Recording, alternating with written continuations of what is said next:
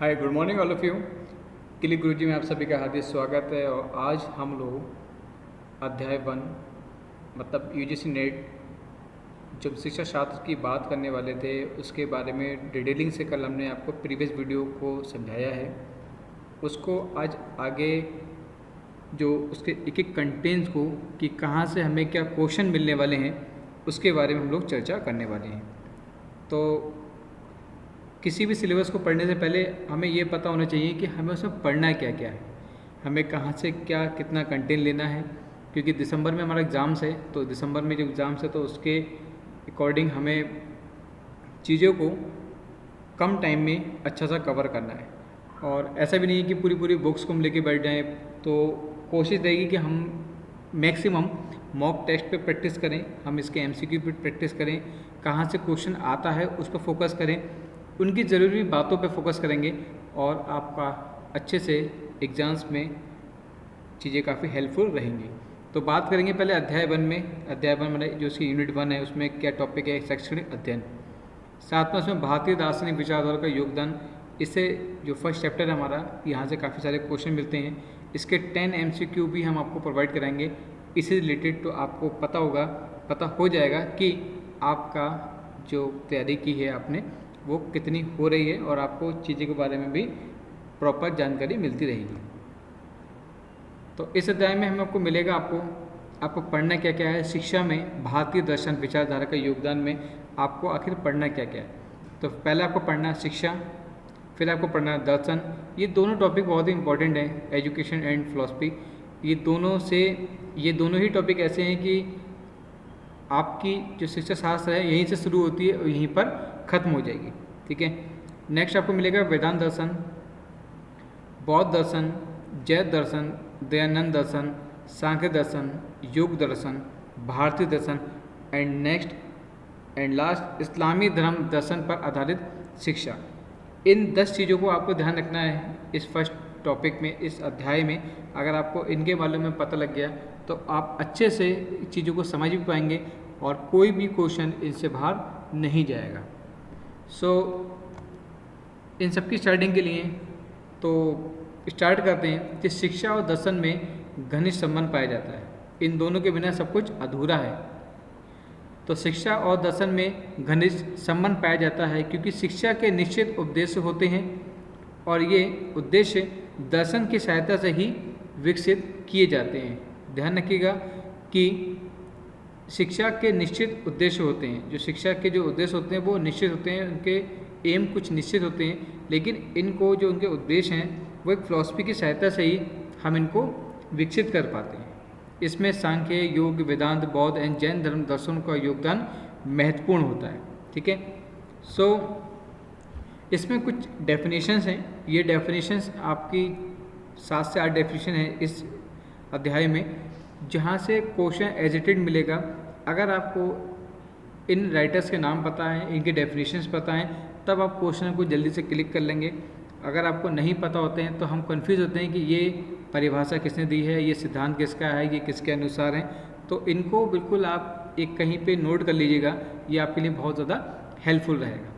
तो जे.एस. मिल के अनुसार शिक्षा द्वारा एक पीढ़ी के लोग दूसरी पीढ़ी के लोगों में संस्कृति का संक्रमण करते हैं ताकि वह उसका संरक्षण कर सके और यदि संभव हो तो इसमें उन्नति भी कर सकते हैं। तो जे.एस. मिल, इनको एक ट्रिक के माध्यम से भी आप याद करने की कोशिश कीजिएगा कि जे.एस. मिल मीन्स कहते हैं कि इनसे मिलना। कैसे मिलोगे आप?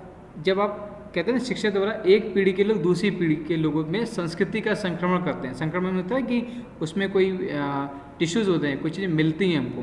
ठीक है। तो आप ध्यान रखिएगा उनके राइटर के नाम के अनुसार, तब आपको डेफिनेशन याद भी हो जाएंगी और आप कभी भी एग्जाम्स टाइम में कहीं भूलेंगे नहीं और करेक्ट आंसर करके आएंगे। तो ध्यान रखिएगा जब भी जे.एस. मिल के बारे में पूछा जाए तो ध्यान रखिएगा कि शिक्षा द्वारा एक पीढ़ी के लोग दूसरी पीढ़ी के लोगों में संस्कृति का संरक्षण करते हैं ताकि वे उनका संरक्षण कर सकें और यदि संभव हो तो उनमें उन्नति भी कर सकें।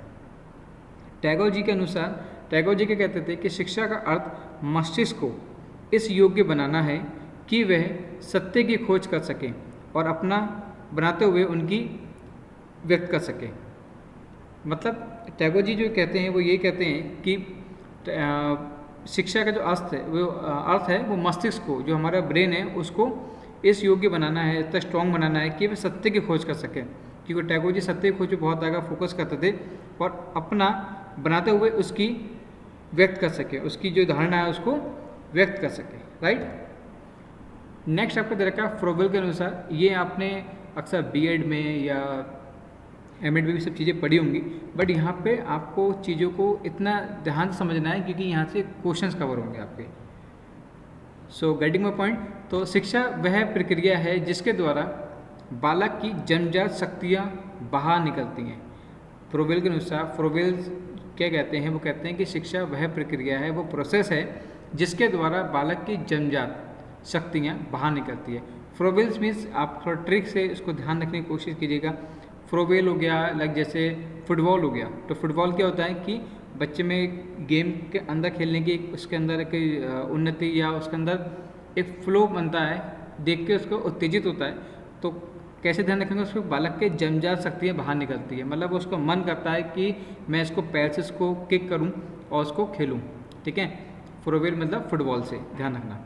विवेकानंद जी के अनुसार शिक्षा मनुष्य के अंदर सन्निहित पूर्णता का प्रदर्शन है। तो विवेकानंद जी के तो आपने सभी थॉट्स पढ़ रखे होंगे ज़्यादातर, तो इनकी क्या होता है, शिक्षा मनुष्य के अंदर, ये सबसे ज़्यादा जो मनुष्य के अंदर जो सन्निहित पूर्णता का प्रदर्शन करते हैं उसको एक अच्छा प्रेडिक्शन देने का प्रयास करते हैं। क्योंकि विवेकानंद जी खुद अपने आप में एक बहुत अच्छे मोटिवेटर हैं, तो उनके हम थॉट्स पढ़ के आज हम काफ़ी अपने आप को एक डेवलप करते हैं, और किया है।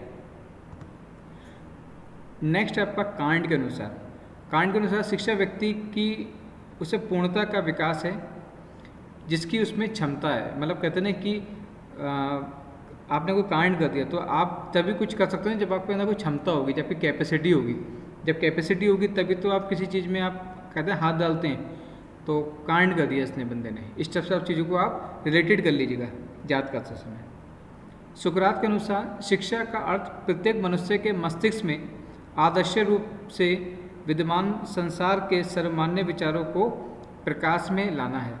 सुकरात जी के बारे में सभी ने पढ़ रखा है अच्छे से, तो उनका मतलब ये है कि जो मनुष्य के मस्तिष्क के आदर्श, मतलब दृश्य नहीं, आदर्श रूप से विद्यमान संसार के सर्वमान्य विचारों को प्रकाश में लाना। जो आपको नहीं दिख रहा है उसको भी आपको प्रकाश में लाना है, उसको भी आपको डिस्प्ले करना है, राइट। नेक्स्ट आपका जे कृष्णमूर्ति जी के अनुसार शिक्षण संवाद की प्रक्रिया और स्नेह की अनुभूति है। जे कृष्णमूर्ति के अनुसार शिक्षण संवाद की प्रक्रिया और स्नेह की अनुभूति है। वो कहते हैं कि कृष्णमूर्ति जी कहते हैं हमारे कोई मूर्ति लगी हुई है तो मूर्ति देख के लोग संवाद करते हैं या उसको प्रतिक्रिया करते हैं ना, और उसको स्नेह करते हैं। अगर मान लीजिए कोई मूर्ति लगी हुई है तो लोग उसके बारे में बात करते हैं, बात करते हैं तो उस पर अपना रिएक्ट करते हैं, फिर रिएक्ट करते हैं तो उसको स्नेह करते हैं, बताते हैं कि कैसी है, अच्छी है या बुरी है। तो इस टाइप से इसको आप रिलेट कर लीजिएगा जब आप डेफिनेशंस को याद करें। नेक्स्ट आपका पाल फ्रे, यहाँ पे फा के नीचे रा और आएगा। पाल फ्रे के अनुसार शिक्षा का अर्थ संप्रेषण एवं संवाद से है। शिक्षा का जो अर्थ है वो संप्रेषण एवं संवाद से है, ना कि ज्ञान का हस्तांतरण से है। तो पाल फेरे होते हैं फेरे लेना, तो कह रहे हैं कि ना कि हस्तांतरण, मतलब इधर मूव करना, फेरे नहीं लेना, घूमना फिरना नहीं है, सिर्फ संप्रेषण से और संवाद से है। क्लियर? इस टाइप से चीज़ों को रिलेटेड करोगे आप तो कभी भी एग्जाम टाइम में भूलोगे नहीं आप जैसे ही आपकी ये ट्रिक, इसे बोलते हैं PMS, पर्सनल मेथड सिस्टम, जैसे ही आपके माइंड में चीज़ क्लिक होंगी आप तुरंत MCQ को बिल्कुल ठीक से लगा के आ जाएंगे। नेक्स्ट आपका इस अध्याय की लास्ट डेफिनेशन मैकेजी के अनुसार शिक्षा के संकुचित अर्थ का तात्पर्य बच्चों द्वारा उनकी शक्तियों के विकास के लिए चेतनापूर्ण प्रयास से है। किससे है? चेतनापूर्ण प्रयास से। देखो मैकेजी होता है ना कि एक मैकेनिकल है कोई, ठीक है, ध्यान रखना, कोई मैकेनिक है, तो मैकेनिक है ना, तो वो मतलब संकुचित हो रहा है, मतलब संकुचित यहाँ पे जो बच्चों को शक्तियों के जो विकास के लिए चेतना, मतलब जो मैकेनिकल है ना, वो जो मैकेनिक है वो सोच रहा है, प्रयास कर रहा है कि इस चीज़ों को जल्दी से मैं ठीक कर दूँ। मान लो कोई बाइक खराब हो गई आपकी, तो उस बाइक को ठीक करने के लिए पहले सोच रहा है कि मैं इसमें कौन सा रेंज यूज़ करना है या कैसे क्या करना है। तो वो क्या करना है, अपनी जो शक्तियाँ है उसको खोलने के लिए, उसको काम करने के लिए चेतनापूर्ण प्रयास कर रहा है उसको ठीक करने के लिए। तो ध्यान रखना है कि शिक्षा के संकुचित अर्थ का तात्पर्य बच्चों द्वारा उनकी शक्तियों के विकास के लिए चेतनापूर्ण प्रयास से है। तो जब भी आप कोई भी डेफिनेशन करें तो मैं ये नहीं कह रहा हूँ कि इसी ट्रिक से करो, आप अपने माइंड में एक ट्रिक को मेंशन करें जिसके थ्रू आप उसको अच्छे से याद कर सकें। तो नेक्स्ट आते हैं जो टॉपिक इसमें आपको एक एक चीज़ में लिखवाए हैं उनके बारे में डिटेल से आपको कराएंगे, और साथ में आपको MCQ भी कराएंगे, साथ में आपको जो प्रीवियस के एग्ज़ाम्स हैं, पेपर हैं, वो भी आपको हम सॉल्व कराएंगे, और जिससे आपको पता होना चाहिए कि एग्ज़ाम्स का पैटर्न आता कैसा है और एग्ज़ाम्स के क्वेश्चन पूछे कैसे जाते हैं।